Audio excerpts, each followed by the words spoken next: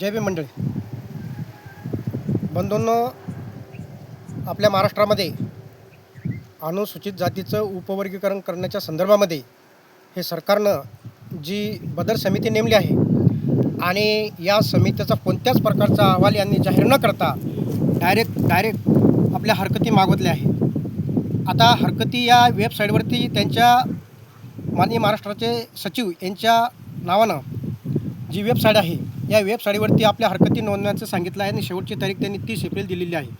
बंधूंनो, मला हे म्हणायचं आहे की हरकती नोंदवत असताना ह्या हरकती जो व्यक्ती नोंदवत आहे हा व्यक्ती तोच आहे का आणि अनुसूचित जातीचाच आहे का हे कशावरून ओळखायचं आणि याला काय आधार आहे हे जोपर्यंत आम्हाला कळणार नाही तोपर्यंत हे संवैधानिक आहे असं आम्ही मानणार नाही.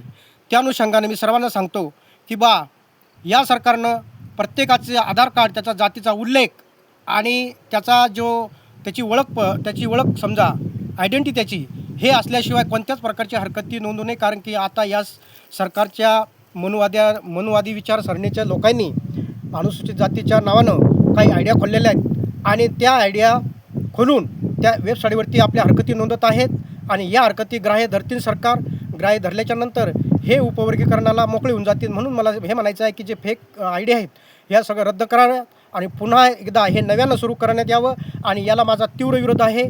आणि संपूर्ण अनुसूचित जातीचे जेवढा काही समाज आहे, अनुसूचित जातीतल्या वर्गात जी काही संख्या आहे 59, तरी या सर्वांना माझी विनंती आहे की हे षडयंत्र जे आहे मनुवाद्याचं हे हाणून पाडले पाहिजेत. आणि आपण पुढील यांनी जर समजा हे षडयंत्र हाणून पाडण्याचा जबरदस्ती जर लादण्याचा प्रयत्न केला तर यांच्या विरोधात संविधानाला अनुसरून तीव्र प्रकारचं आंदोलन छेडण्यात येईल. ही सर्वांना मी आज विनंती करतो आणि एक सूचनासुद्धा मी या ठिकाणी या माध्यमातून, या सोशल मीडियाच्या माध्यमातून मी तुम्हाला सर्वांना विनंती करतो आणि इशारा देतो.